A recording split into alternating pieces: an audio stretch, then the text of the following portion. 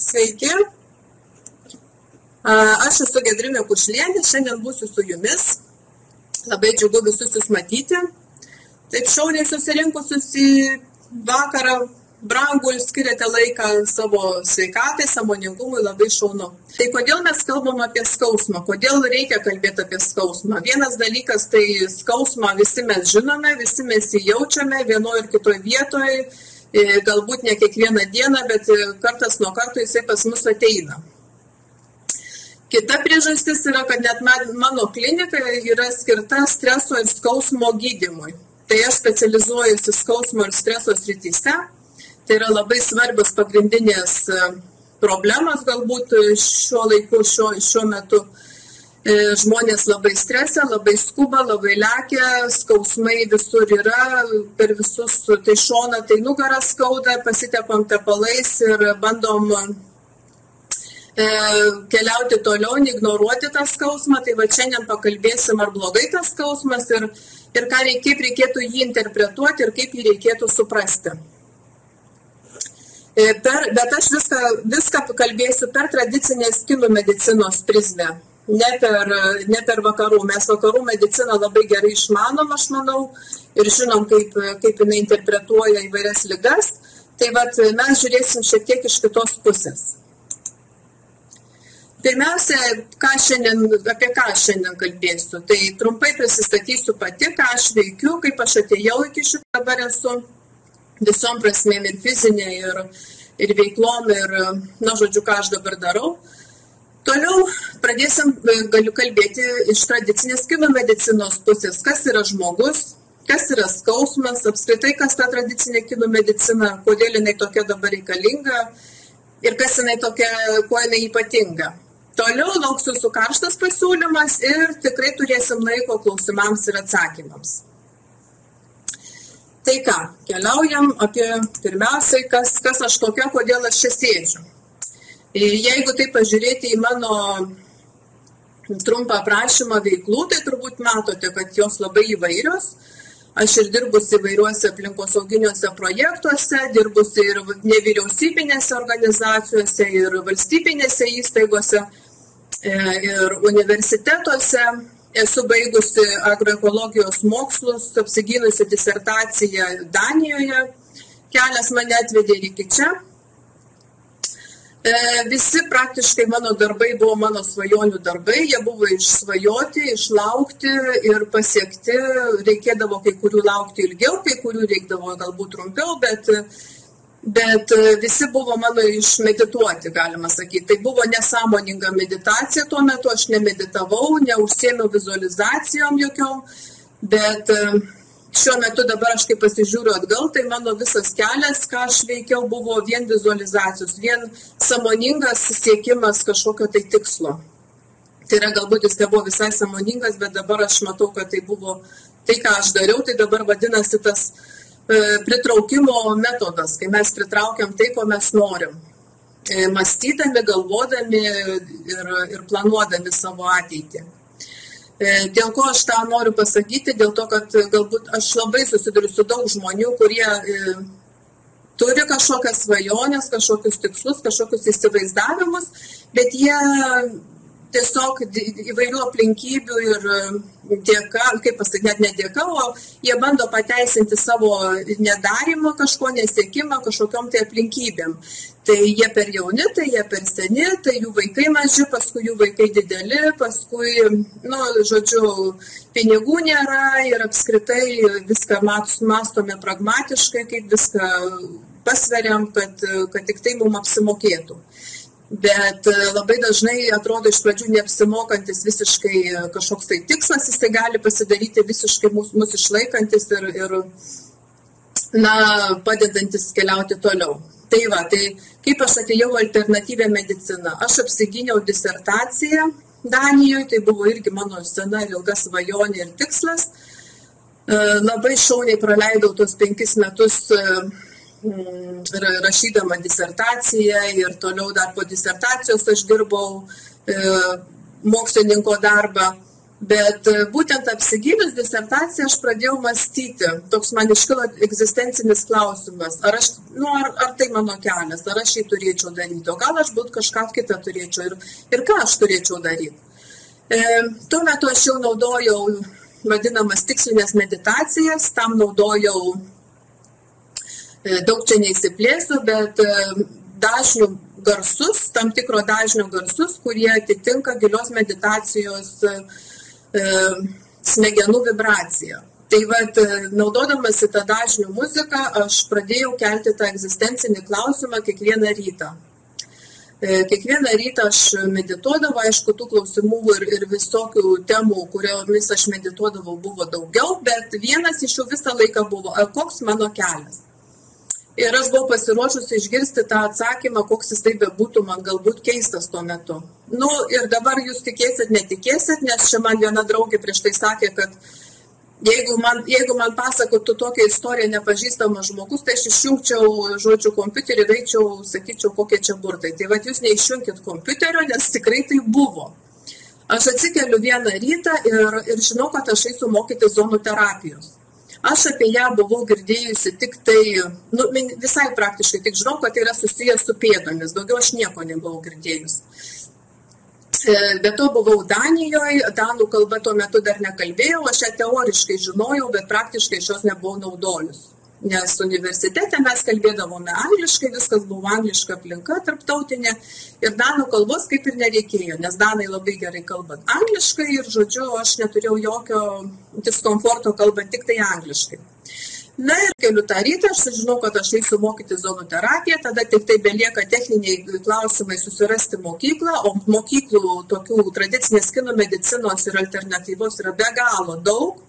Čia yra įteisinta alternatyvi medicina ir praktiškai kiekvienam, Kėdainių miesto tipo dydžio, tai yra miestelėje, tikrai rastumėt mokyklą bet kuriame miestelėje praktiškai. Tai yra labai populiaru. Tai aš susirandu tą mokyklą, mane priima ir aš taip pat atkeliauju ir pamatau, kur aš patekau, kad aš gavau ne tik zonų terapijos didelį bagažą, bet ir tradicinės kinų medicinos ir akupresūros ir biopatijos, žodžiu, visą puokštę labai gero paketo. Tada beliko tik tai įsisavinti viską, dirbti su klientais ir iš tos patirties semtis ir krauti savo bagažą. Tai mano tokia žinia yra ir visą laiką aš ją pabrėžiu ir aš labai daug dirbu tuo klausimu, kad reikia siekti savo tikslų, reikia nebijoti, reikia išeiti iš komforto zonos ir eiti į priekį ir tikrai mes darom, Dievas padeda, bet jeigu mes nedarom, tai nėra ką padėti. Tai dabar ką aš turiu, aš esu įsteigusi kliniką Danijoje, fizinė prasme, kai dirbu čia savo klinikoje, tai atlieku zonų terapiją, tai yra gydymas per pėdų taškus, aktyvius zonas, gydau lazeriu tuo pačiu, su skausmu susijusias problemas. Toliau aš atlieku, tai yra kaip čia, konsultuoju bet kurio prasme tiek žmonės atėjusius į kliniką, tiek internetu, tiek telefonu, sveikatos konsultacijas teikiu, remiantis tradicinę kinų mediciną, atlieku meditacijas, taip pat ir savo klinikų ir online, ta prasme internetu mes galime atlikti meditacijas kartu, grupinės meditacijas, teminės.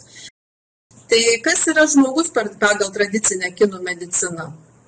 Tai yra visa didžioji esmė, visas didžiausias skirtumas tarp tradicinės ir vakarų medicinos. Kad šitoj kinų medicinoje žmogus yra visuma, į jį žiūrima kaip į visumą. Tai yra ne tik kūnas, tai yra siela, tai yra dvasia, tai yra visuma, tai yra emocijos, tai yra mintis ir visa tai veikia mūsų sveikatą. Ir jeigu mes turime kažkokius simptomus, kažkokias tai skausmus, ligas, tai visą laiką reikia žiūrėti į bendrą visumą. Kaip žmogus gyvena, kuom gyvena, ta prasme, kaip jisai mąsto, kaip jisai gyvena, kaip jisai valdo savo emocijas, gerąja to žodžio prasme, kaip jis jas pažįsta ir sugeba dirbti su jomis. Nes jeigu mes žiūrime tik į organus, į skirtingus simptomus, tai tada atsiranda jau vakarų medicinos čia jau stiprioji pusė, malšinti simptomus. Skausmas tai yra žinutė. Tai yra žinutė iš giliau ir mes ją turim išmokti skaityti. Kaip vakarų medicina žiūri į skausmą? Na, pavyzdžiui, aš čia paėmiau tiesiog ištrauką iš interneto apie stuburo skausmą. Ir rašo. Dėl ko skauda stuburą? Pagrindinės priežastys. Sukumpusi kūno padėtis, sėdint ant kėdės ar vairuojant automobilį, netaisyklinga laikysena, netaisyklingas daiktų kėlimas, miegojimas ant nepritaikyto čiužinio, per didelis aktyvumas, per mažas fizinis aktyvumas. Na, žodžiu, viskas susieta tik su iš fizinės pozicijos. Tai ką mes, jeigu skauda stuburą, tai ten pasitepam pradžiai, bandom visokiais kaitinančiais ar dar kokiais visokiais namų priemonėmis bandyti atsigriebti tą skausmą.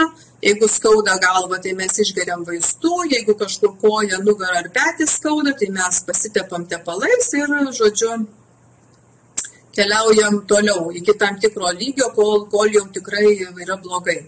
Tai kaip mes žiūrim tradiciniai kinų medicinoje skausmą? Na, pavyzdžiui, į stuburo skausmą.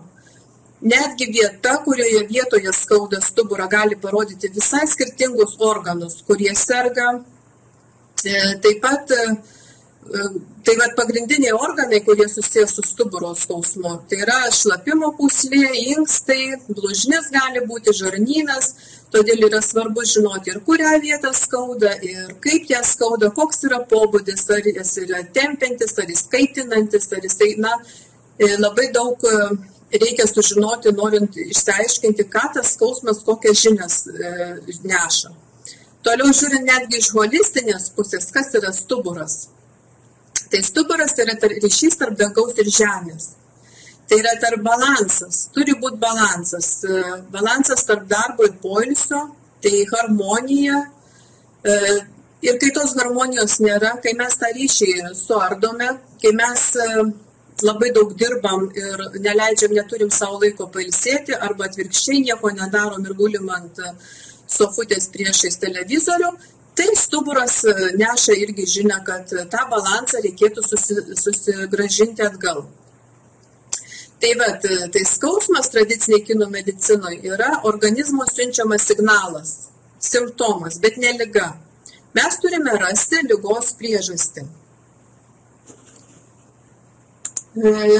Šiaip iš principo skausmas mums yra visą laiką skausminga jį girdėti, mes jo nenorime, mes jį bandome išvengti, pagal tradicinę kinų mediciną, tai jis yra mūsų mokytojas. Jisai mus mokina, jis mums parodo, kad jau yra negerai, reikia sustoti, reikia jungti stabdžius ir daryti kažkokias tai išvadas. Bet išvadas mes galime daryti tik tai tada, kai mes suprantame, ką jisai mums sako.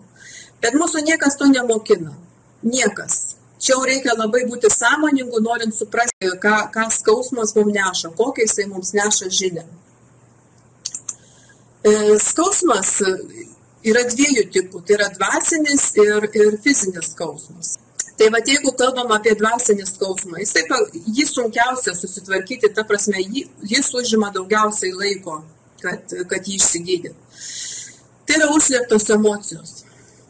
Mes iš principo nesam išmokinti, ta prasme, susitvarkyti su emocijom. Mes išmokinti jas slėpti, jas užgniaužti, jas kažkur pakišti giliai, kad mes jų nematytume, negirdėtume ir sakyti, okei, viskas man gerai, šypseną padarau ir einu, taip sakant, takeliu pirmyn, iki tam tikro lygio, iki tam tikro laiko. Bet vėliau tos emocijos išlenda visai kitame rakurse ir visai kitame, stiprume. Taip pat yra vaikystės traumas, yra labai daug vaikystės traumų. Rimtų, nerimtų, čia sunku jas skirstyti į tokias, bet meilės trūkumas, negavimas tokio pobūdžio meilės, kokią vaikas nori gauti, nes skirtingi vaikai, netgi vienoje šeimoje, jie turi skirtingus meilės poreikius. Ir jeigu tėvai nemoka atpažinti tų meilės poreikių, tai jie vieną vaiką gali pripildyti pilnai meilę, o kitas vaikas gali likti visiškai tuščias. Vėl, mes nemokiname tokių dalykų. Tai yra žiauri tiesa, bet mes apie tai visiškai nešnekam, nieko. Ir tėvai atsidūrė ant tos šeimos slenkščio, kai atsiranda tie vaikai, Jie visai nežino, ką daryti tokiais atvejais. Jie galvoja, kad mano vaikas, tai jie visi vienodai ir juos visus vienodai reikia auklėti. Arba iš viso net neaišku, ką reiškia auklėti, o galbūt nereikia jų net auklėti, reikia jų nesugadinti galbūt labiau negu auklėti. Tai va, tai tos vaikystės traumos, jos atkeliauja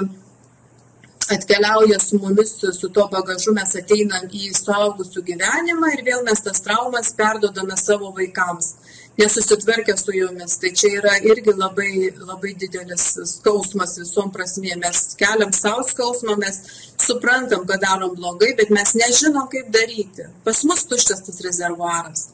Tai vat nuo ko reikia pradėti, tai pirmiausia reikia užsipildyti savo rezervuarą, kad mes galėtume pildyti kitus, toliau skleisti tą meilę ir suvokti, ta prasme būti tokiem jautriem ir atpažinti, ko tas vaikas ar ko aplinkiniai iš mūsų netikisi, bet tiesiog kokie aplink mus žmonės ir kaip mes skirtingai su kiekvienu turbūt turime ir būti.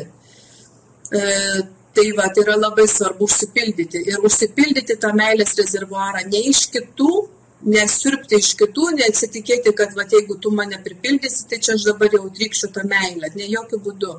Meilė ateina iš viršaus. Kaip jūs ją vadinat, aš nežinau, tai Dievas, tai visata, čia jau kiekvienas pagal savo suvokimą, nenoriu piršti kažkokių konkrečių pavadinimų, man tai yra Dievas. Ir jisai pildo meilę. Tai tada jisai yra begalinė meilė, ta besąlyginė meilė, tai tada jo rezervuaras niekad neišsenka. Tai vat, užsipildom ir tada mes galime eiti per tą gyvenimą visai kitų žodžių greičių ir, kaip pasakyti, kitų būdų. Toliau saviraiškos trūkumas. Vėl labai didelė problema, kaip ir aš pradėjau savo pranešimą šiandien, kad žmonės labai bijo išeiti iš komforto zonos, labai bijo. Jie galvoja, kad jau viskas, dabar aš išlipsiu, tai bus blogai. Arba jau per vėlu, bet jeigu būčiau daręs prieš N metų, tai jau būčiau atėjęs, o dabar, kadangi aš jau čia dabar esu dabar, tai jau aš jau per vėlu. Bet visą laiką aš tą sakau, kad per vėlu niekados nėra. Bus per vėlu tik tokiu atveju jau išeis ateiti. Svarbiausia būti sąmoningais ir daryti tą, ką mes norime daryti. Labai svarbu. Visai nesvarbu nežiūrėti į amžių, nežiūrėti į nieką, į situacijas. Ta prasme, tik prioriteto klausimas. Laiko neturėjimas, tik prioriteto klausimas. Mes visi turime 24 valandas per parą ir kaip mes jas susidėliojam, tai čia yra mūsų tik tai asmeninis reikalas. Turbūt mes galime labai daug ką rasti tų momentų, kai mes tiesiog iššvaistom laiką. Tiesiog iššvaistom prie televizoriaus galbūt kvailų laidų ar apšnekant kitus žmonės, ar iš viso nieko nedarant, ar, žodžiu, Facebook'e sėdi, nežinau, kiekvienas mes turim savo tą švaistimo priemonę ir mes jas labai irgi sėkmingai naudojam pateisinti laiko neturėjimą. Tai labai svarbu yra eiti, nesvarbu, kada, kur mes esam. Neprisiėmimas atsakomybės už savo gyvenimą irgi suteikia labai didelį skausmą, kad visi kiti kalti. Lietuva kalta labai dažnai, prezidentas kaltas ir šiaip parlamentas yra labai dėl visko kaltas, kad aš esu nelaimingas. Bet vienintelis dalykas, ką aš labai noriu pabrėžti, kad laimė tai nėra jausmas, laimė tai yra apsisprendimas. Aš nusprendžiau būti laimingas, nepaisant to, kas yra aplink mane. Visiškai nesvarbu, kas vyksta. Mano vidinė ramybė, vidinė laimė nepriklauso nuo aplinkinių dalykų. Gali skaudėti širdį dėl kažko, tai ar jaudinti kažkas, bet laimė nuo to nepriklauso. Todėl prisimam atsakomybę pilnai už savo gyvenimą ir keliaujam per jį su savo atsakomybė, nes mes vieni mirštam, tai yra vieni gimstam, vieni mirštam ir atsiskaitysim visi tik už save. Mes už nieką neatsiskaitysim, kitų nuomonė ten jau nebebus svarbi. Tai vat, nebijoti prisimti atsakomybės ir eiti savo kelią.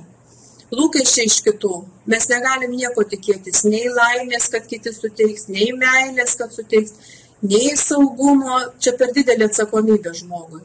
Žmogui tai yra per didelė atsakomybė. Jeigu aš tuščias, tai manęs niekas nepripildys. Jeigu aš jaučiuosi nesaugus, jokie pečiai manęs neužstos. Žmogiški pečiai manęs neužstos.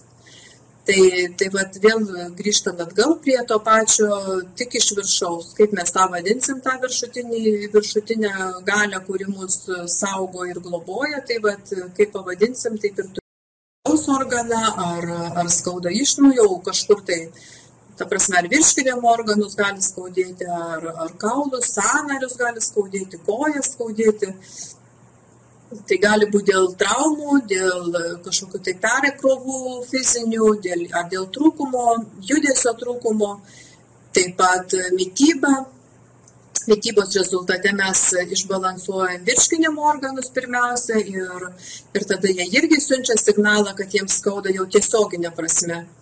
Gali ir tiesioginė, ta prasme, patį organą skaudėti, arba jis gali atsiųsti signalą per kažkokius tai kitus organus su juo draugaujančius.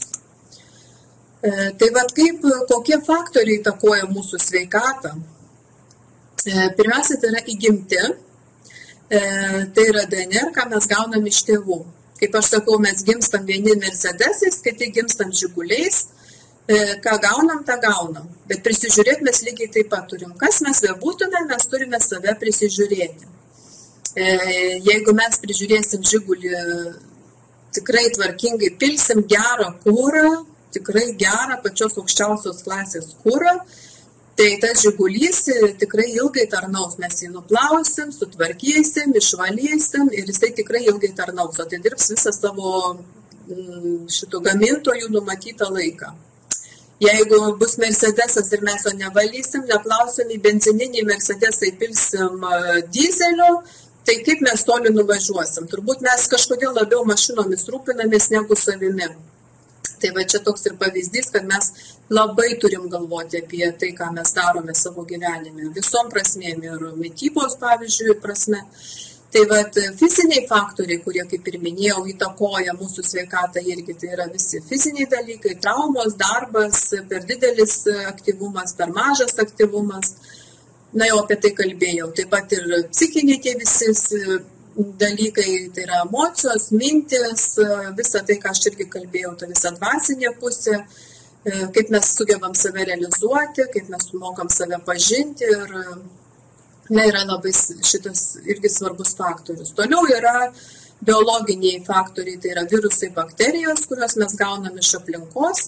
Ir jeigu mes turime stiprų imunitetą, tai mes net nepastebim, kad tie virusų visą laiką yra, bakterijų yra visada, bet ne visada mes sergam. Dėl to, kad mes turime gerą imunitetą. Jeigu mes turime prastesnį, silpnesnį imunitetą, tai tada ir mes pasigaunam tos virusus. Todėl imuniteto stiprinimas yra vienas iš svarbiausių dalykų mūsų sveikatoje. Ir yra cheminiai faktoriai, tai yra vaistai, kuriuos geriam ir vartojam, kurie sėdasi kepenyse, kituose organuose, juos teršia ir tada kažkurio tai metu rezultatas būna jau didesnis. Reikia valyti kepenis, reikia valyti žarnyną, nes ten labai daug būna visko prisėdę. Toliau yra mineralai, vitaminai.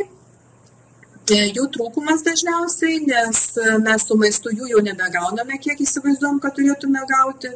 Netgi labai sveikai maitinantis, labai dažnai ateiname tą momentą, kai vis dėlto reikia pasipildyti savo atsargas vitaminais ar mineralais iš šono. Aišku, reikia rinktis geros kokybės, niekados nepirkti jokių vitaminų, nei mineralų, jokių papildų iš vaistinių, nes ten tikrai yra chemija dažniausiai, aš nežinau, nebent. Yra aišku, tų ekologiškų, nežinau, kaip Lietuvoje, Danijoje mes turim sveikatos vaistinės, kaip jas pavadinėt, ne vaistinės, kur ten yra tikrai visai kitos kokybės papildai. Nebijoti, kad jie yra brangesni, bet jos organizmas įsisavina geriau, jie dažniausiai būna gaminami iš augalų, o ne iš cheminių, nechemiškai pagaminti. Tai yra labai svarbu kokybė tų vitaminų ir mineralų, žinoti, ką geriat ir kada jų reikia kokių.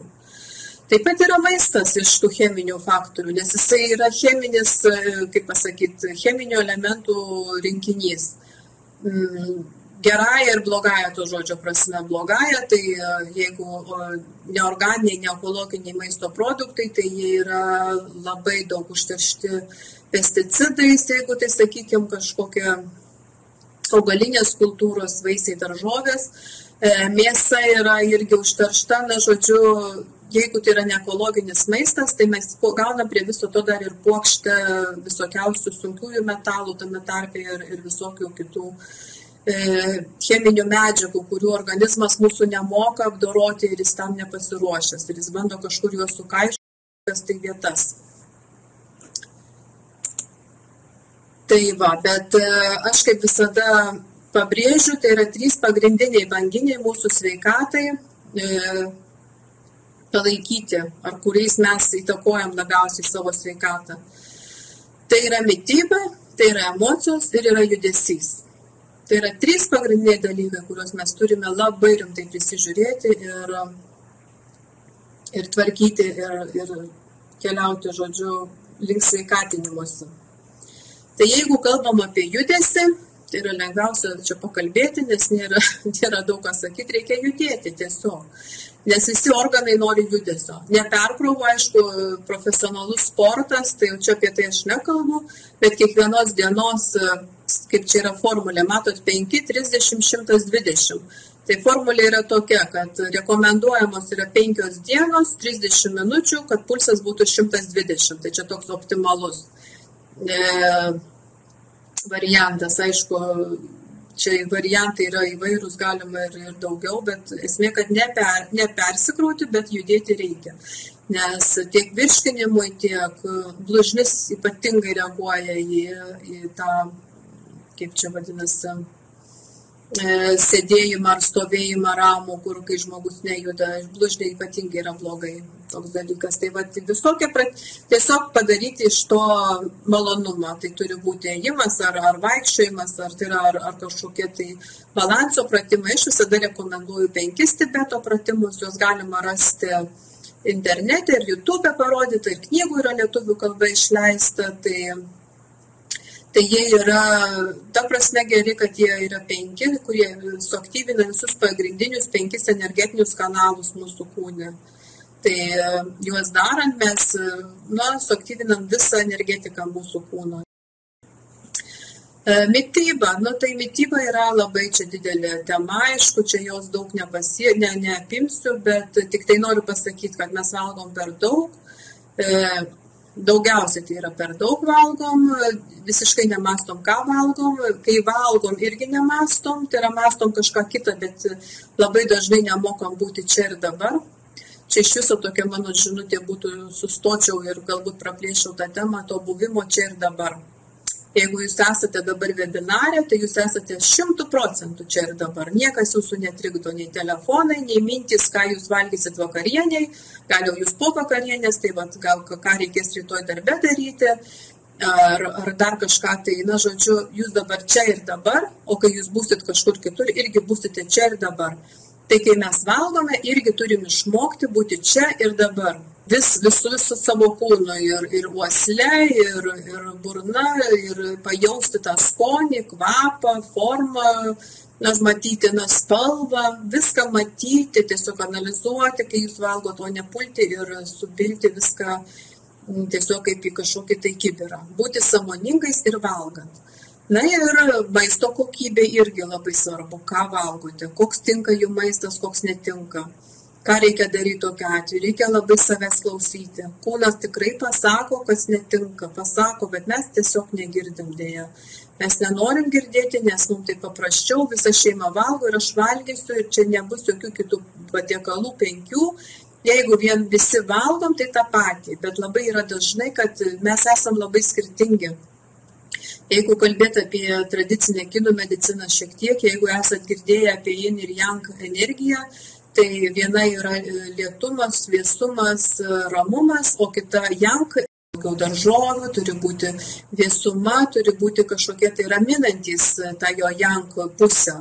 O kitu atveju, kai yra yin pusė, kai žmogus yra daugiau šalantis, vėsus, jis negali vien valgyti žalių daržovių, jam reikia troškintų, jam reikia prieskonių, jam reikia aktyvinti tą yang pusę. Tai labai paprastas pavyzdys, bet daug ką sakantis, kad tikrai ir vaikai žino, ko jam reikia, aišku, jeigu mes jų neišbalansuojam su visokiais cukrais, miltais, saldumynais ir kitais dalykais. Tai reikia kuo anksčiau pradėti apie tai galvoti. Madų yra labai daug. Tai yra veganizmas, vegetarizmas, žaliavalgystė. Ką reikia atsirinkti, kas tinka, kas konkrečiai tinka man. Nes yra labai svarbu atsirinkti, kas yra, netgi gali būti gyvenimo skirtingais etapais, skirtingas maistas tiks.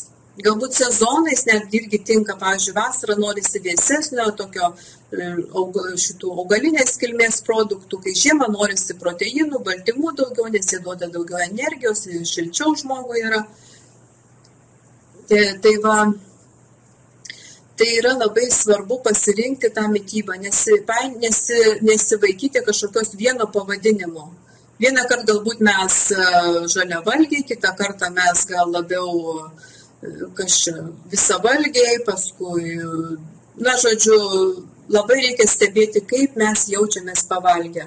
Tai kaip ir sakiau, domėtis, skaityti, klausyti savo kūno, būti sąmoningais, klausyti. Ypatingai tame periode, kai klausome savo kūno, kas mums tinka, kas ne, tai reikėtų valgyti kuo daugiau tuo vienu metu nesumaišytą maistą. Atsirinkimo metu. Tai tada lengviau matyti, į kokį maisto produktą labiausiai reaguoja organizmas. Nes jeigu ten suvalgysim, nežinau, keptų bulvinių blynų, paskui dar mėsos uždėsim ant viršaus, dar suvalgysim kokio torto gabalėlį, tikrai mes nieko nesuprasim, sakysim, nieks netinka, nes tikrai blogai. Kodėl labai svarbu kalbėti apie emocijas? Emocijos yra iš viso nubrauktos į šoną mūsų vakarų pasaulyje. Mąstymas, pas mus yra mąstymas, visur reikia mąstyti, išmąstyti, ar man apsimoka. Ar man apsimoka, renkantis profesiją, pavyzdžiui, mes kišam savo vaikam, verčiam, ar tau apsimoka, ar tu iš to, ta prasme, čia milijonus sukrausi. Tai čia pirmas yra dalykas, kad mes visiškai išjungiam intuiciją, tą vadinamą, aš labai stipriai irgi rekomenduoju mokinti, tai prasme, atgaivinti savo intuiciją, mes ją turim, bet mes ją visiškai esam išjungę. Kaip mokinamės, kaip lavinam intuiciją? Intuiciją lavinti galima paprastais dalykais. Kai tik tai mums ateina kažkokia mintis, pavyzdžiui, ar aš uždariau duris, ar aš užrakinau duris, ir nueit ir pasižiūrėti tas duris. Reiškia, intuicija supras, kad mes į ją reaguojam. Ar aš išjungiau viryklę, nueit ir pasižiūrėti. O gal man dabar to nedaryti, ir nedaryti. Ir taip mokinantis mes galim labai išlavinti savo intuiciją iki tikrai aukšto lygio, kad mes tikrai žinosime, kur, kada, ką pasirinkti. Kai bus tikrai sudėtingi ar kažkokie tai svarbus mums priimti sprendimai. Tai lavinti intuiciją yra labai svarbu. Ne viskas yra pragmatiška, ne viskas pamatuojama, yra daug dalykų, kurių mes negalim pamatuoti ir kurie yra,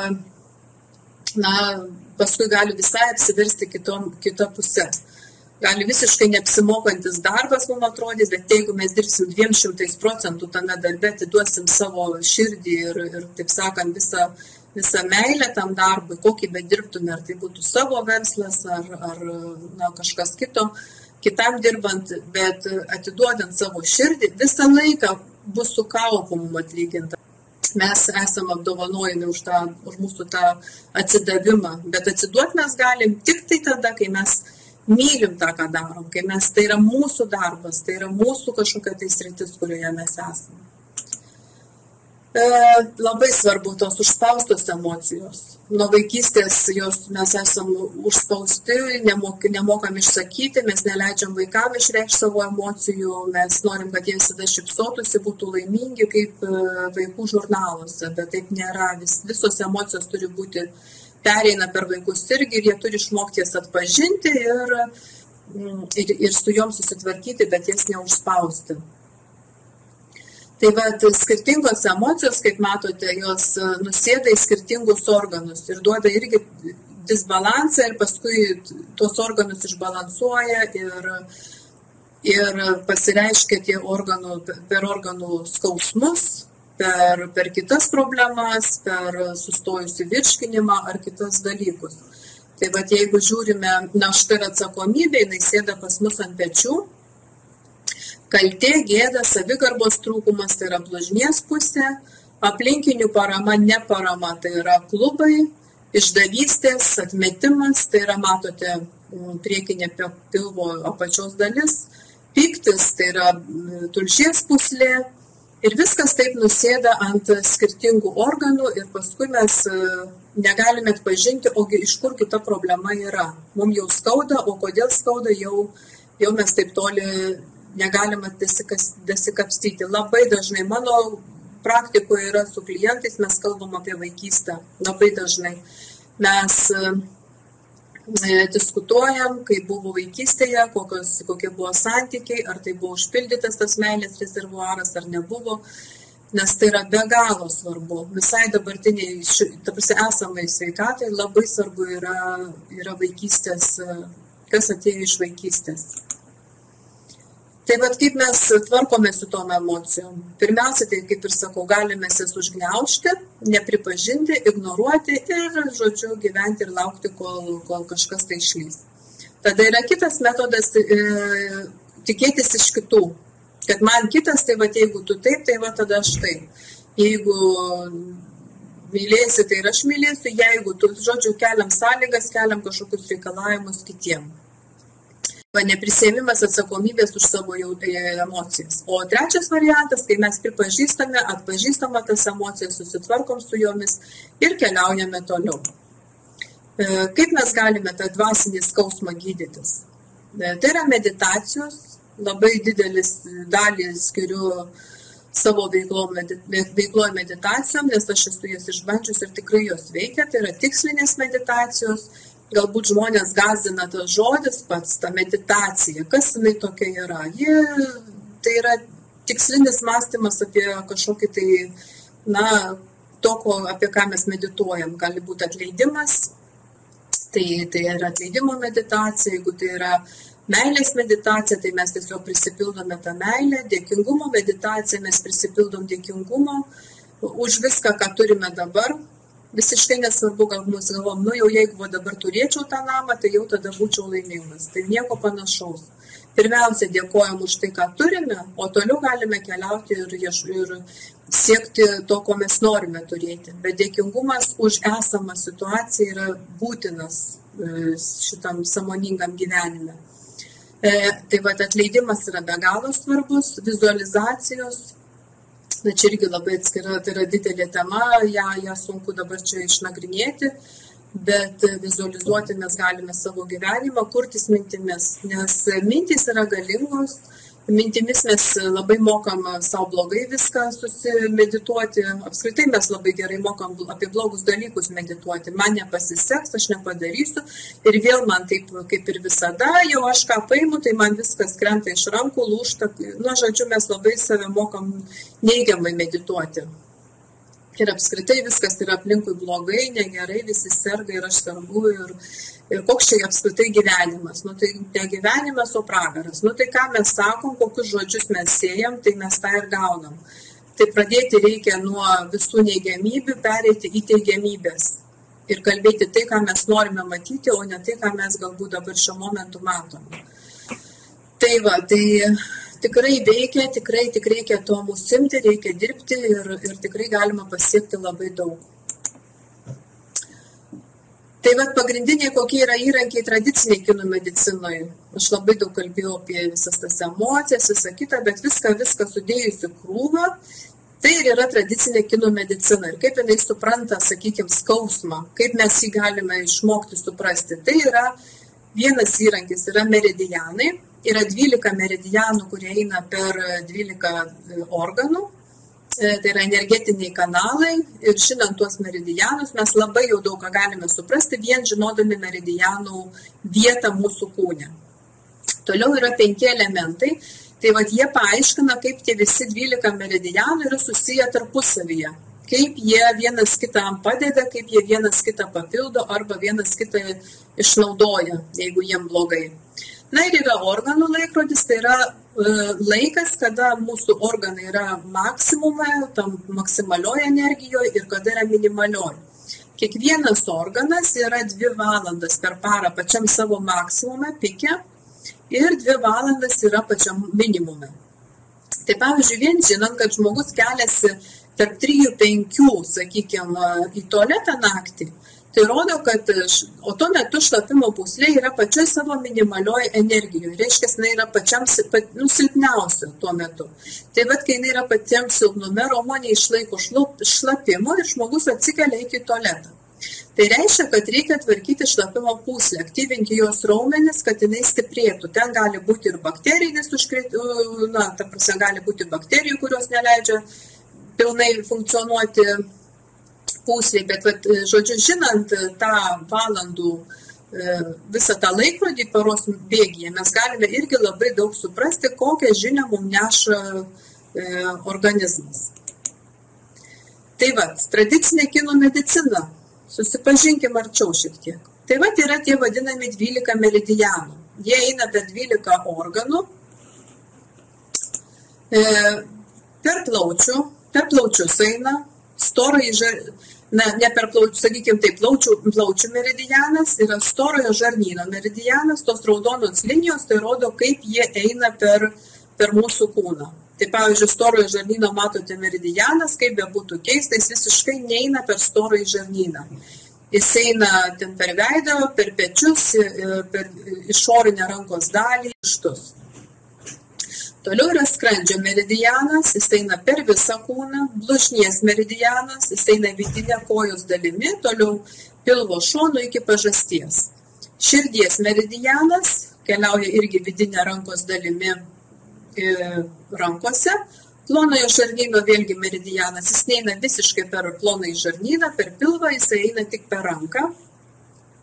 Tada yra kraujotakos meridianas, endokrininis meridianas, pūslės meridianas. Matote, aš pačioj pradžioj minėjau apie stuburo skausmus, kai kalbėjau.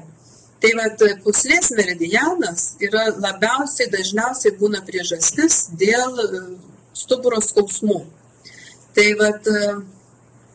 labai dažnai, kad reikia tvarkyti pūslę, kai žmogus turi nugaros skausmus. Matote, jinai eina visiškai šalia stuburo linijos per nugarą ir nueina per kojų nugarinės dalis į apačią.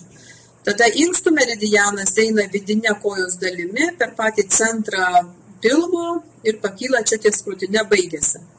Tulžies pūslės meridianas yra šone, praeina šonu ir šonų galvos nueina žemyn į kojas.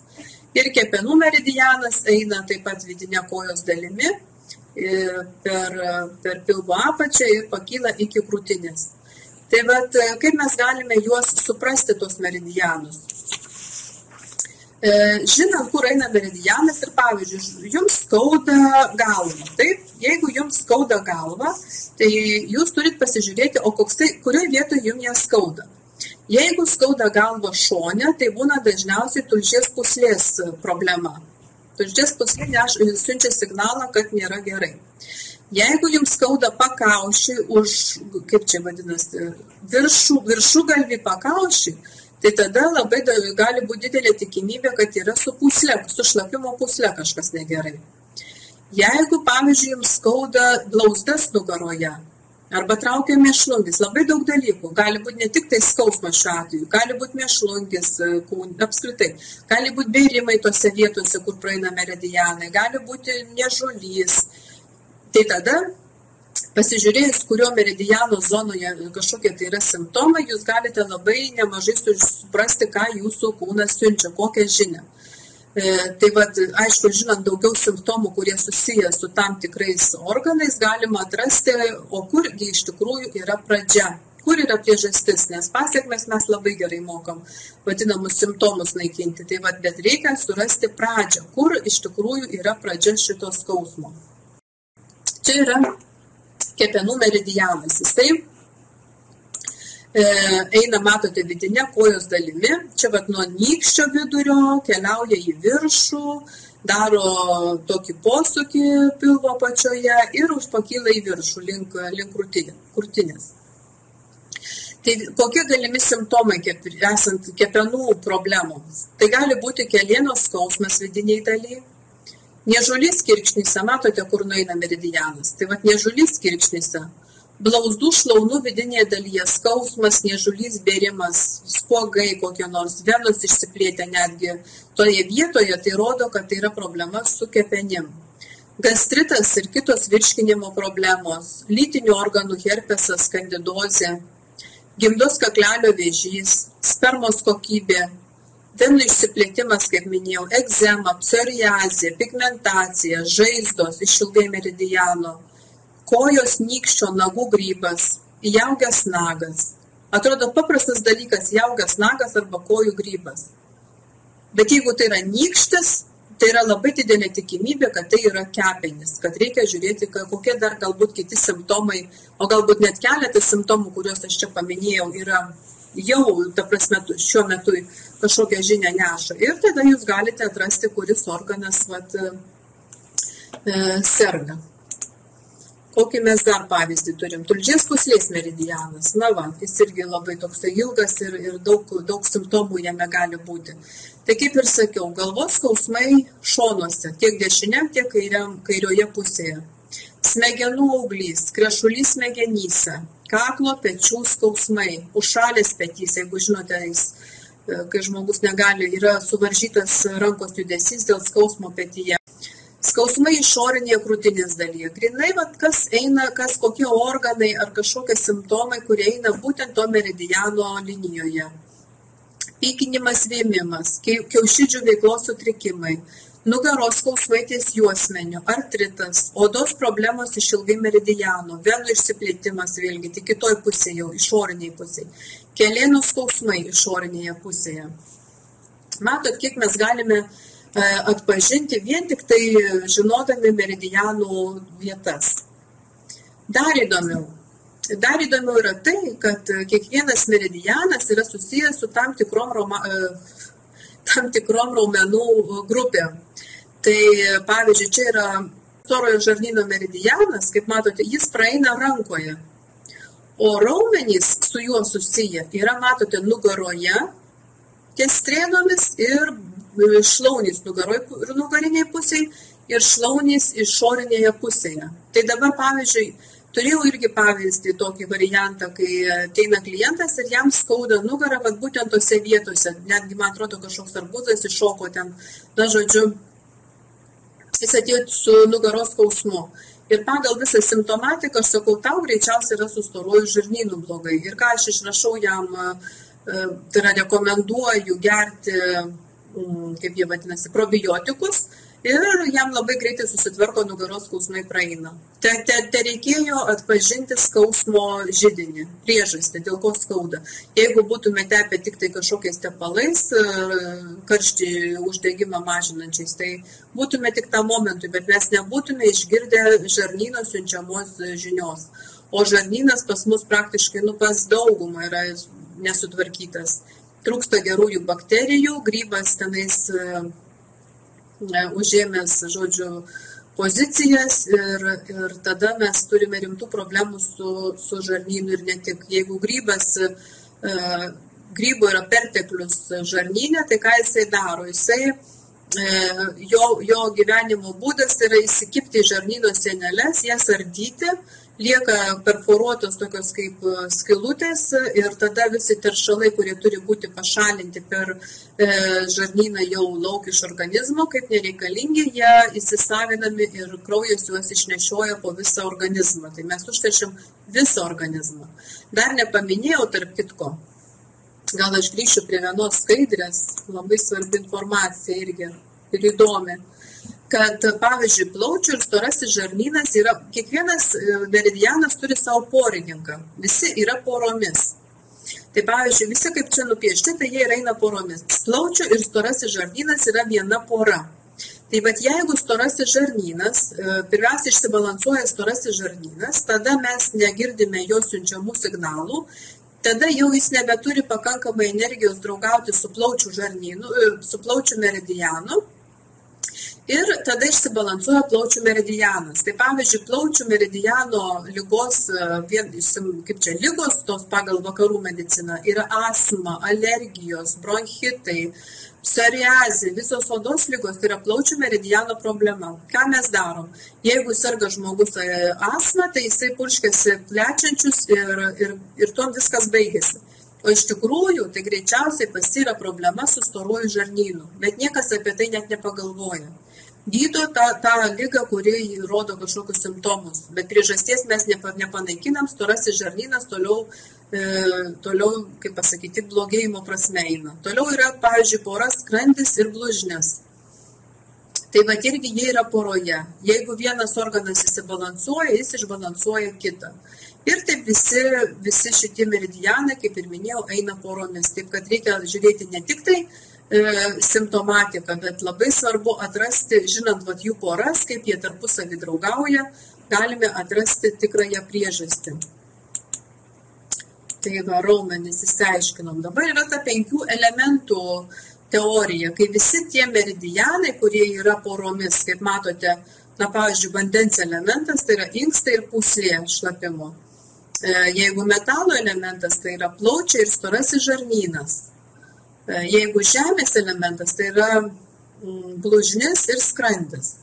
Ugnies elemente yra plonas endokrininė sistema, kraujotaka ir širdis, čia yra 4 meridianai. Medžio elemente yra tulžies pūslė ir kepenys. Ir jie yra, matote, visi tarpusai susiję. Šitoj sistemoje išorinėme tam cikle, kur yra mėlynos ryškios rodiklės, veikia mamos sūnaus taisyklė. Tai ką mama su sūnum daro? Mama turi, kai būna sveika, mama maitina sūnų. Taip? Tai tol, kol mama sveika, sūnui viskas gerai. Bet jeigu tik tai mama susirgo, sūnus negauna maisto ir jisai tada irgi susirga. Na tai pavyzdžiui, žmogus turi skrandyje dažniausiai, sakykime, turi skrandžio opą. Tai vietoj to, kad gydyti skrandį, mes pradedam galvoti, skrandis yra žemė, o žemės motina yra ugnis. Tai reiškia, kažkas greičiausiai yra su kraujotaka arba su endokrininė sistema. Reikia žiūrėti, tvarkyti ugnį. Kažkas tenai pasie yra disbalansas, arba joje per daug energijos, arba per mažai. Arba jinai permaitina, tas permaitinimas irgi negerai. Arba jinai tiesiog jai trūksta energijos ir nedamaitina savo vaiko. Kai tas vaikas, pavyzdžiui, skrandis išsibalansavo, jis jau nebeturi energijos maitinti storojo žarnyno metalo elemente. Tada išsibalansuoja storasis žarnynas. Ir taip viskas susiję yra ratu. Ir kuo ilgiau mes nereaguojame į siunčiamus simptomus ar problemas, mes tuo labiau išbalansuojam visą sistemą. Viskas tarpusavyje subyra, sutrupa ir tada atstatyti reikia žymiai daugiau laiko. Ir priklauso, kaip toli yra nueita.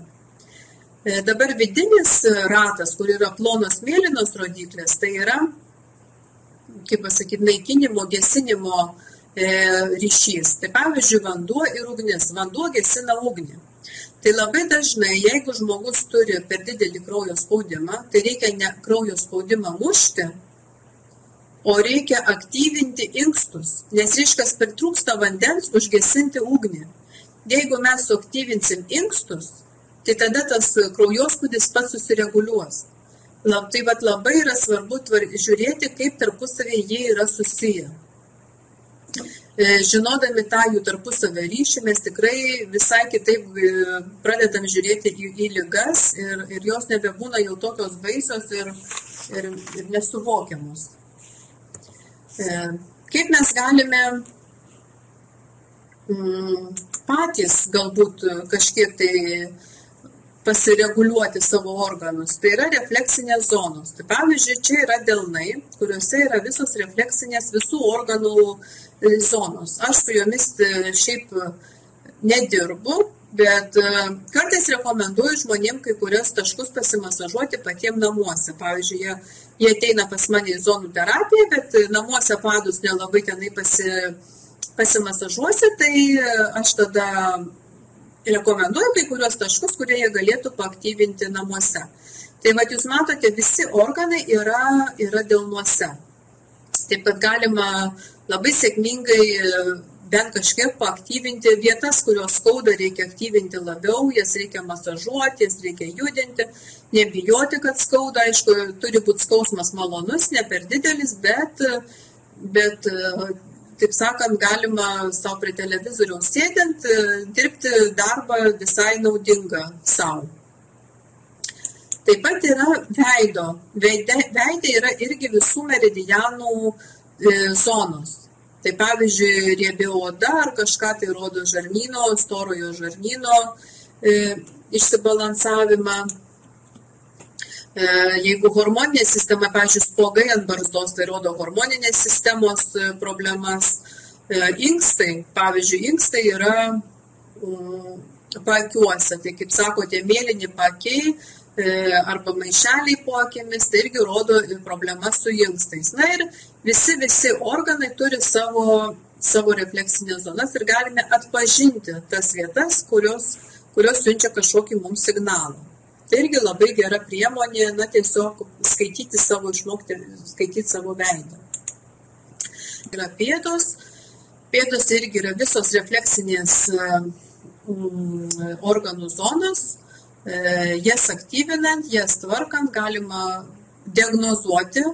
Praktiškai galiu diagnozuoti visus organus, kurie išsibalansavę. Žmonės būna net pamiršę kai kuriuos senas problemas. Aš galiu pasakyti, kas seniai galbūt nėra sutvarkyta arba kažkas buvę. Netgi yra atvejų, kai, sakykime, aš dirbu su, tiesiog aktyvinu nosies zoną, nes pirmoji procedūroje reikia pereiti visas zonas, kad rasti, kur yra problemas. Ir aš klientui nosies zoną, masažuoju, judinu ir sakau, kažkas ten negerai, ar tau sloga yra, ar kažkas ten negerai su nosim. O jisai sako, kad man prieš 20 metų buvo operuota nosies pertvara. Kaip ir jis nieko neturi, jokių problemų, bet tiesiog jau ta refleksinė zona rodo, kad kažkas yra toj vietoj negerai. Tai jis buvo nustebęs ir man pačiai buvo labai įdomi patirtis, kad netgi tokius dalykus, matai, kad negerai, aš negaliu pasakyti, aišku, kas negerai, aš galiu pasakyti, kad negerai, o paskui jau reikia žiūrėti, kaip tvarkyti ir kur kaip numatyti visą gydymo eigą. Bet žodžiu, paduose galima matyti kaip veidrodį ir dar geriau, žinant, kas ką reiškia, kokia vieta. Tai yra be galo įdomus dalykas. Tai kam viso to reikia, kam mums tų žinių reikia realiai? Kad mes, iš tikrųjų, kai mes suprantam visas tos dėsningumus, tarpusavio ryšius, mes jau galime atrasti, priežastis, mums labai daug dalykų sustoja savo vietas. Mes tada iš tikrųjų pamatom tikrai tą žmogų visą visumą ir kaip viskas funkcionuoja bendrai ir kaip yra iš tikrųjų svarbu visą tai žinoti. Ir skausmas tampa nebe toks baisus, mes jį priimam kaip mūsų pranešėją, kaip paštininką, kad jisai atneša mums telegramą ir mes priimam ją ir darom, kaip pasakyti, suvokiam ir priimam ją ir darom išvadas. Galim pritaikyti tą teoriją ir savo šeimos nariams ir draugam galbūt kažką tai padėti. Yra be galo didžiulis, kaip pasakyti, atsiveria lobynas viso to, ko mes iš tikrųjų nežinom, kas yra uždaryta šiaip gyvenime, kol nepradedam ieškoti. Tada suvokiame, kas tinka man, kas tinka kitam šeimos nariui, ką gali valgyti vienas, ką gali kitas. Net imuniteto stiprinimas yra labai individualus. Vienam tinka kaitinantis, tokie kaip imbieras, pavyzdžiui, arbatos ar prieskoniai, kaip jį pavadinti. Kitiem netinka imbieras imunitetui stiprinti. Todėl visi stebuklingi receptai, kaip išgersi vieną stiklinę kažko tai ir pasveiksti, labai toli nuo tiesos, labai dažnai būna. Nes žmogus visai nežinodamas kas, ką ir kur, jis tiesiog kažkas išvertė iš kažkokio žurnalo, kažkokio ištrauką, kitas pasiėmė ir padarė. O rezultatas neduoda tokių, kaip pasakyti, visą tai neduoda gerų rezultatų. Aš netgi pavyzdį turiu. Vienas iš pavyzdžių, sakykime, tai klientė ateina su draugu, kaip ir minėjau, yra tas yin ir yang, vienas kaip karštas, prakaituojantis ir įtampa kūne, o kitas visiškai normalus, netgi galbūt balansas tarp yin ir yang, jis nėra nei per didelis yin, nei per didelis yang. Ir vienas geria, žodžiu, tas jos draugas geria koncentruotos imbierio sultis, ir siūlo jai, o jai netinka, jinai jaučia, kad jai netinka, bet iš tikrųjų, tai imunitetui stiprinti realiai.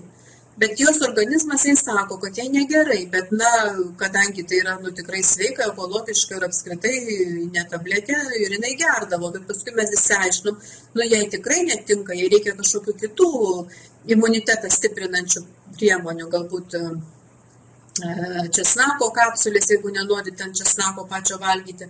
Žodžiu, turi būti, tinka skirtingi dalykai skirtingiems žmonėms. Ir tas yra labai svarbu suprasti.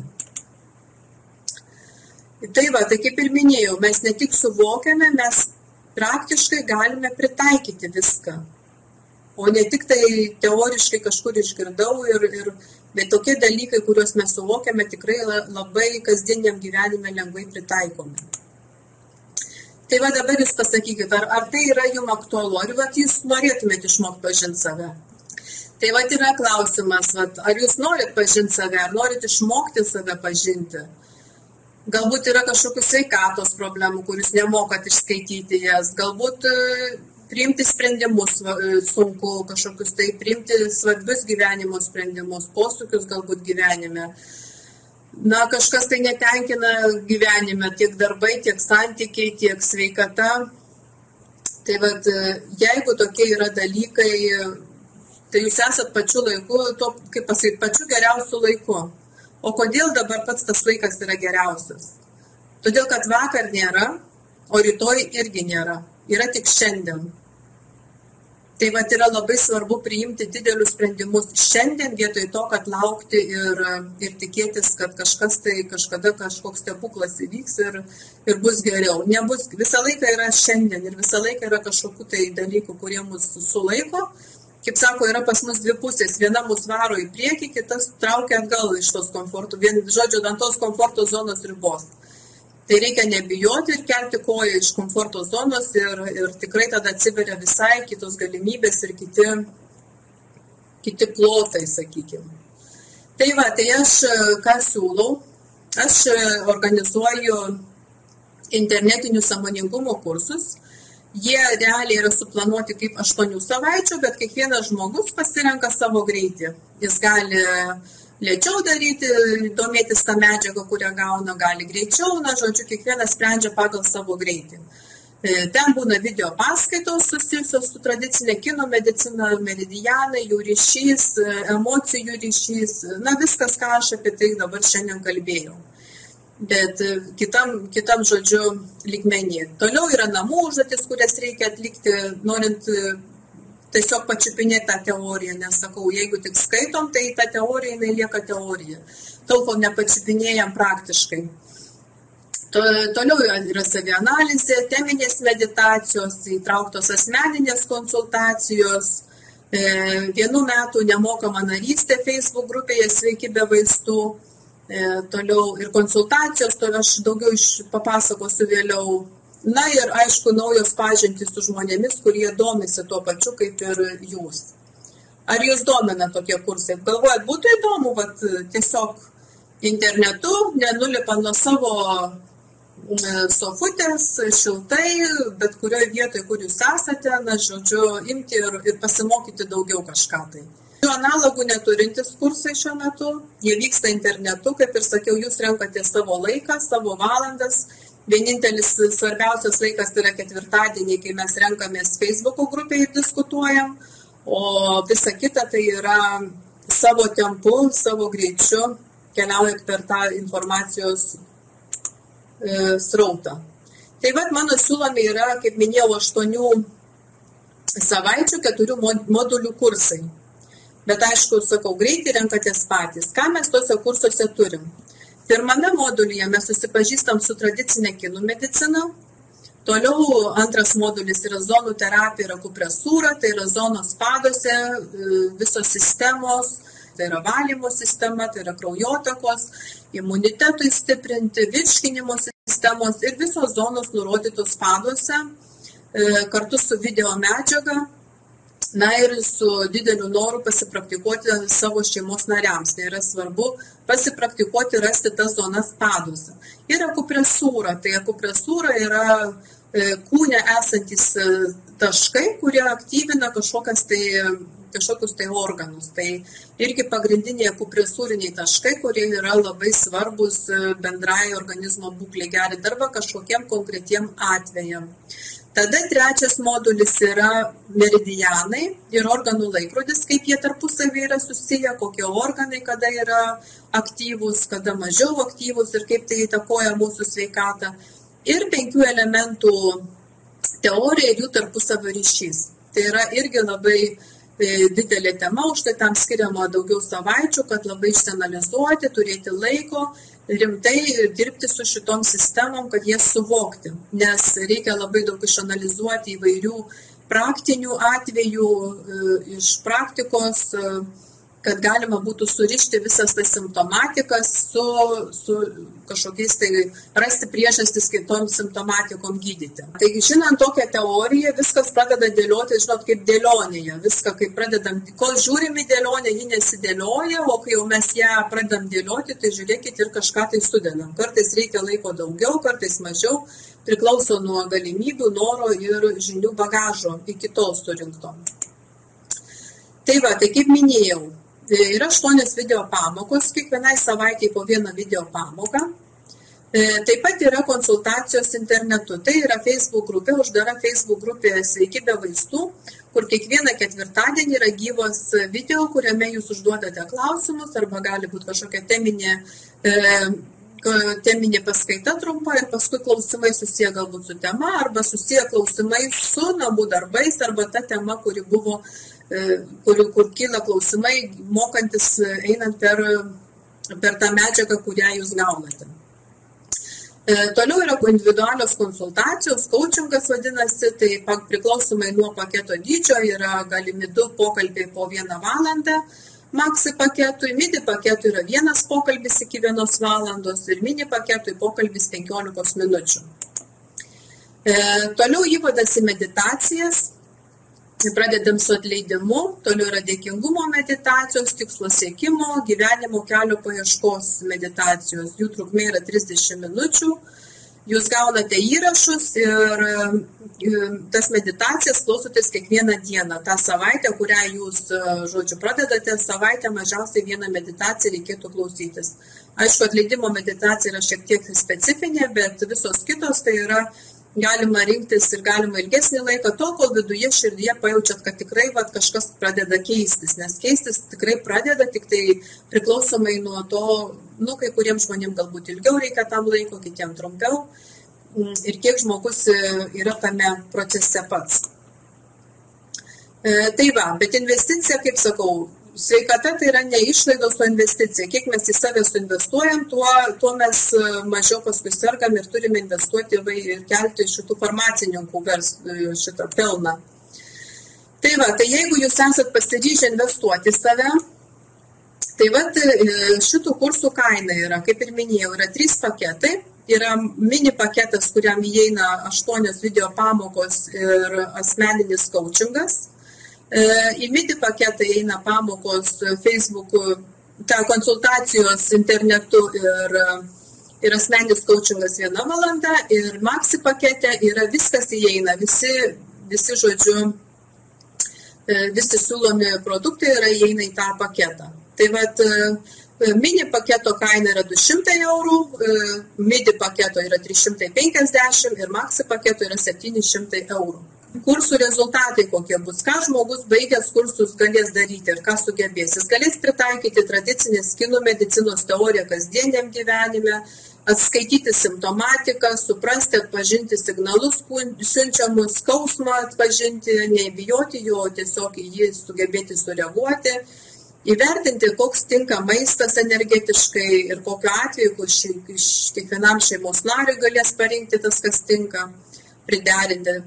Galės taikyti, jau sugebės taikyti tikslinės meditacijas, jau jos nebebus siaubas ar siaubas ar kažkokie tai fokusai. Taip pat galės taikyti akupresūrą, zonų terapiją, kažkokiem simptomam galbūt numalšinti, kažkokiem tai esant situacijom, kur žinos, kokį tašką paspaudus, kokio rezultato galima tikėtis. Tai yra labai daug. Ir dar ne viskas. Visi paketai gauna nemokamą narystę Facebook grupėje Sveiki be vaistų. Tai irgi analogų neturinti grupė, kur vyksta konsultacijos, kaip ir minėjau, kiekvieną ketvirtadienį gyvai. Nagrinėjom konkrečius atvejus, remiantis tradicinę kinų mediciną, gali žmonės siūlyti savo atvejus ir visi mokiniai, esantis tuo metu kursuose ir visi kiti grupės nariai, gali komentuoti, siūlyti gydymo metodiką, paaiškinti, kas tai galėtų būti. Tiesiog praktikuojame su konkrečiais atvejais ir tada jau aš gale viso tos, kai visi parašo savo komentarus, tada aš galiu kažką pridėti ar pakomentuoti, praplėsti tą, kad mes tikrai išanalizuotume kiekvieną atvejį ir būtų žymiai aiškiau. Tai bet, kaip sakiau, galima rašyti savo situacijas ir tada mes galim jas panagrinėti viešai, ne tai, kad tenais užsidarė kažkokiam tai būrelyje. Tai va, paskui, tai va, narystė tokioj Facebook'o grupėje kainuoja 50 eurų metam. Tai jau iš karto jūs gaunate labai didžiulį, jau praktiškai labai didžiulę dalį sudaro vien tik tai buvimas šitoje Facebook grupėje. Ten nėra jokių stebuklingų receptų, viskas, kas yra išbandyta, kas tikrai veikia, nėra jokių per vieną dieną išgėriau stiklinę ir pasveikau. Tokių dalykų vertimų iš kitų šaltinių jų nepatvirtinus, nepatikrinus ten nėra. Toliau antras bonusas yra, kad Maxi paketo kas perka Maxi paketą, gauna galimybę užsisakyti individualią programą, kuri apima sveikatą, mitybą, gyvenimo būdą. Jos yra vertė 25 eurų, jeigu ją užsisakyti atskirai. Tai jau vien bonusais mes surenkam praktiškai kursų vos nekainą. Toliau seminaras praktinis, artimiausias bus Kaune Liepos mėnesį, kas gyvena Lietuvoje, o Danijoje jie vyksta kas 2 mėnesį. Seminare būna zonų terapijos praktiniai užsiėmimai, tada jau galima pritaikyti, pabandyti, tai yra realiai, kaip tai atrodo. Akupresūrą pereinam, pasikalbam apie akupresūros dar taškus, pasitikrinam, kaip mes juos randam. Ir diskusija, klausimai susiję su kursais ir tradicinė kinų medicina. Bet didžiausia dovana šiandien visiems jums, kurie esate dar iki šiol su manim, tai yra, kad jūs gaunat iki 70% nuolaidą. Jeigu šitos kursus užsisakote per 48 valandas, nuorodas jūs gausite webinaro gale ir jeigu jūs užsiregistruojate dabar webinaro ir per 48 valandas apmokate kursus, jūs gaunate iki 70% nuolaidą. Tai mini paketą įeina video paskaitos, konsultacijos Facebook'o grupėje, 15 minučių coachingas, 1 metų abonementas Facebook grupėje yra už 100 eurų. Toliau mini paketui įeina video paskaitos, konsultacijos vėlgi Facebook'o grupėje, asmeninis coachingas 1 valanda. Įeina 1 metų vėlgi abonementas Facebook grupėje ir susitikimas Kaune, seminaras Kaune arba Danijoje. Ir Maxi paketui įeina viskas ir dar plus asmeninio coachingo yra 2 valandos vietoj 1.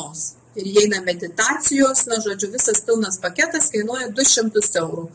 Nuo dabar 48 valandas. Tai jeigu kas suspėjate į tą traukinį, tai jums praktiškai jūs gaunate tik tai bonusų vertės visą didžiulį paketą. Tai va, kaip ir minėjau, jūs tikrai baigę kursus, sugebėsite, išmoksite skaityti kūno siunčiamus signalus, ką jisai jums siunčia, ką jisai jums sako, mokėsite interpretuoti jį ir suprasti, galėsite medituoti. Tikrai jau būsite nemažai pažengę su meditacijom, kurios yra tikrai labai veiksmingos daugeliu atveju. Akupresūra, tikrai labai daug dalykų ir pastoviai kas savaitę konsultacijos internete. Tai čia yra iš viso tikrai skirtinė galimybė gauti gyvas konsultacijas. Tik tai reikia būti aktyviems ir tikrai mes galime daug ką padaryti. Ką dar nepaminėjau, tai kiekvienas modulis turi ekstra temą, kurie yra irgi aptariama. Tai ne tik meditacijos, bet kaip ir tema, tai yra atleidimas, dėkingumas, savo kelio paieška ir tikslų siekimas. Tai yra pačios svarbiausios temos, kurias aš tikrai stipriai rekomenduoju visiems pereiti, nes jos keičia gyvenimus iš esmės. Galima mokėti atskirai, jeigu mini paketui, tai už kiekvieną modulį atskirai, jeigu žmogus negali mokėti viso paketo, tuomet mini paketo modulio kaina yra 30 eurų, MIDI paketui 1 modulio kaina yra 40 eurų ir Maxi paketui yra 55 eurai. Tai tada žmogus gali sumokėti už kiekvieną modulį, atlieka namų darbus, sumoka už 2 modulį ir gali keliauti į kitą modulį vėl, nemokant visos bendros kainos. Tai irgi labai gera galimybė tiem, kas tikrai nenori investuoti iš karto visos sumos. Rezervacija dabar per 48 valandas. Nuorodas įdėsiu aš jums čia į komentarus. Ačiū labai, kad buvote kartu. Klausimus rašykite į komentarus ir atsakymus aš jums atsiųsiu elektroniniu paštu. Sėkmės ir iki pasimatymo kursuose.